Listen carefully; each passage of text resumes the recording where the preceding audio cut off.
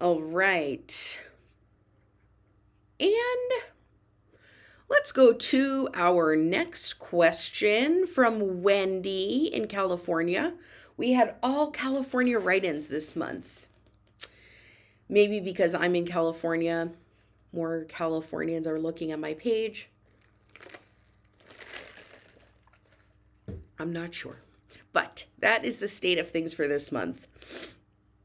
All right, here we go. From Wendy in California. I am so ashamed to even write this, but I need some advice. Since the beginning of COVID, I've been drinking more than normal. I used to have a glass of wine a couple times a week. Then it went to daily after I logged off work. Now it's every day starting around 4 p.m. and I'm tipsy most nights. I wrote in today because I'm craving a drink and it's only 10 a.m. I won't drink that early, but I'm worried I even want it. Is it too soon to get help for my drinking? Wendy, thank you so much for sharing. I have seen in my therapy practice that drinking has escalated in so many of the people that with whom I work post COVID. And I think it's for a few reasons. One, our whole schedules have changed. Most of us are now fully at home. I think our sleeping patterns have changed. Our eating patterns have changed. We have access to alcohol all day long. We have access to anything that's in our home all day long. And that has not been the case for most of us. Additionally, COVID has put an incredible amount of stress, worry, anxiety, depression into our world. Our days are not as structured as they used to be. And I think that some of these variables can create risk for increase of drinking or substance use. So let's really get down to it. Is it too early for you to seek help for your drinking? No, absolutely not. I think that if you're concerned about something in your life and it's feeling unmanageable, getting help is prevented. It can be preventative.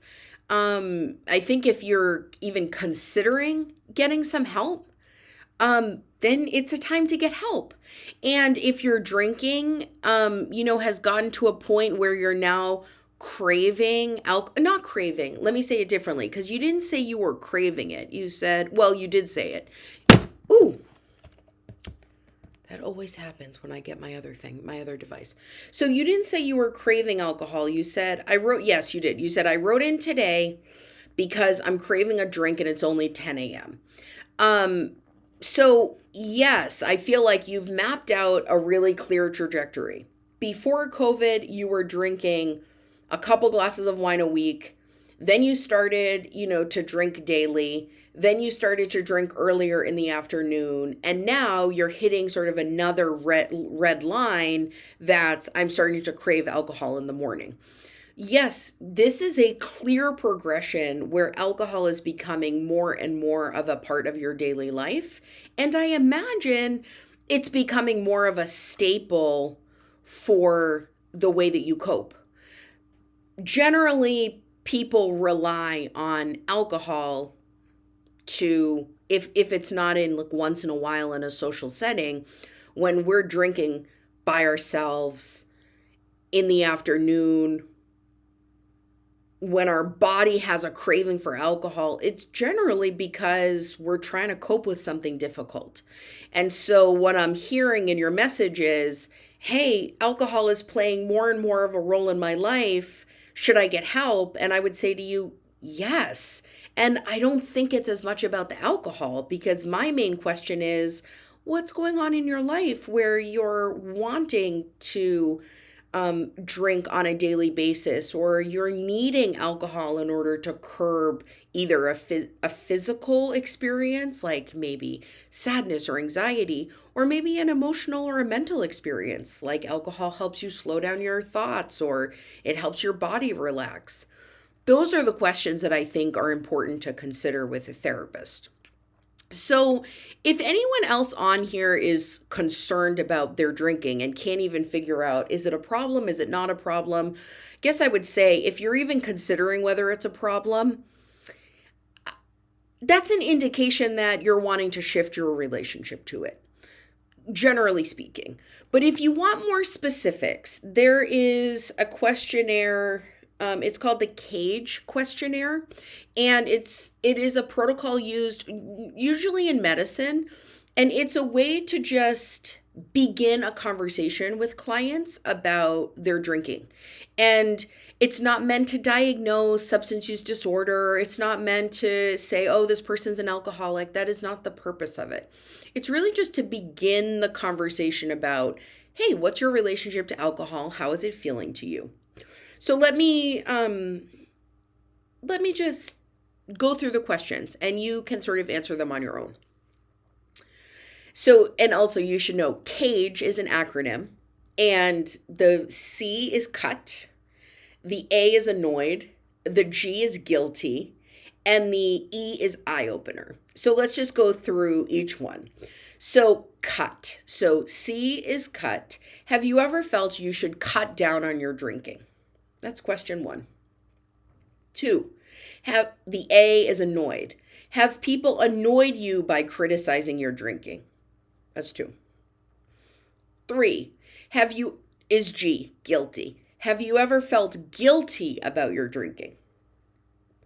And 4 is E.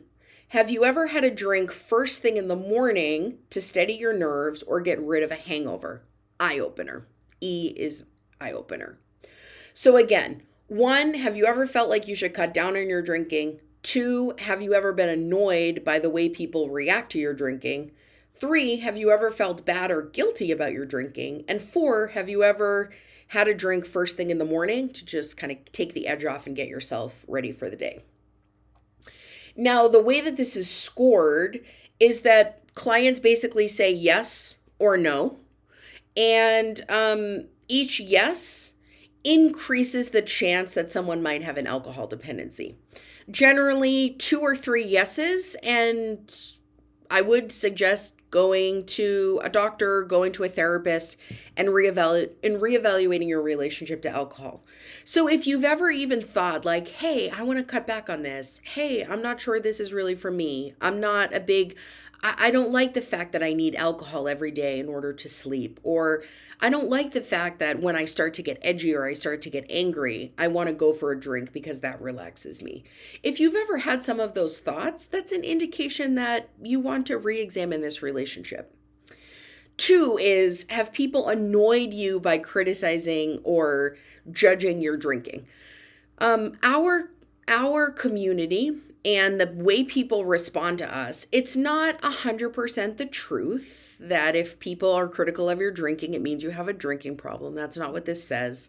But it's an indication where if people in your community are concerned about your drinking or make comments about it, it might be an indication that your drinking has reached a level where it's actually impacting your social life, your social environments, or your relationship.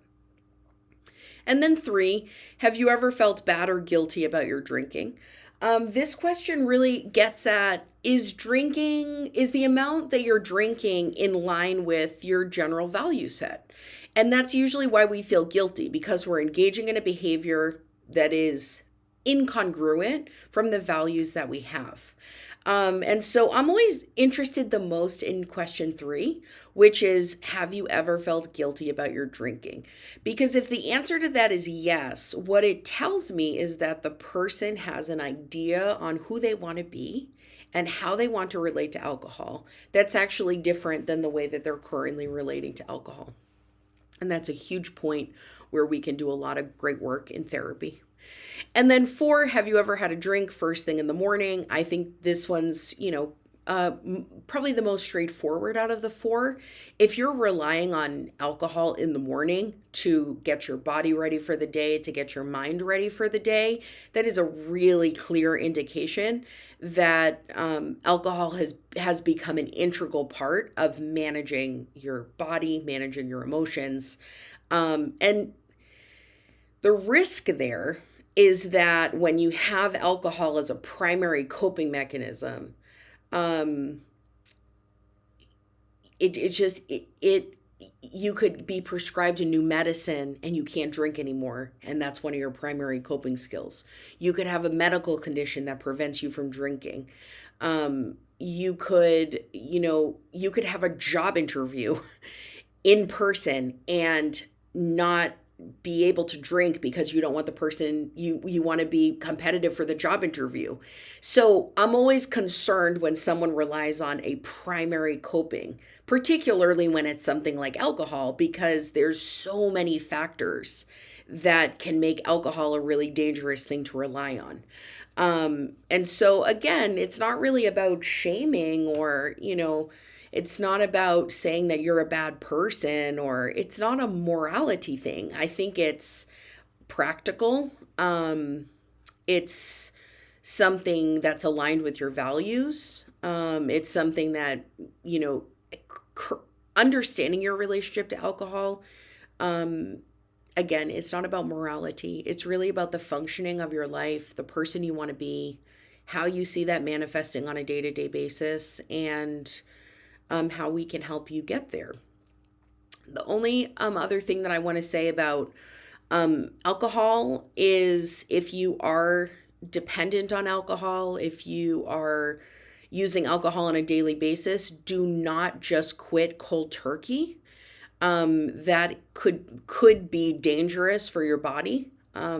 Alcohol, depending on how much you're drinking, it's really important to collaborate with a medical doctor and also a therapist, but primarily a medical doctor.